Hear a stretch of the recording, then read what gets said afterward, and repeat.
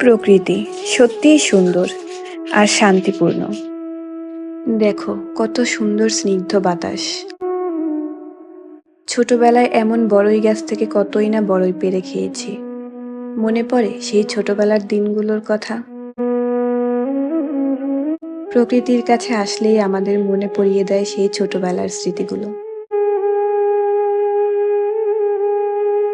রুমে ভালো লাগছিল না, তাই একটু এসেছিলাম চৌমাথা লেকের পাড়ে।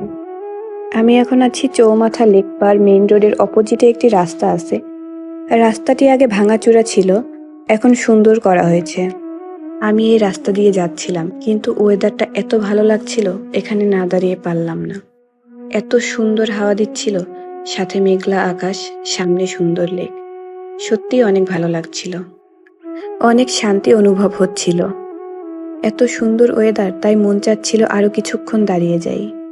আর ভাবলাম তোমাদের সাথেও শেয়ার করি।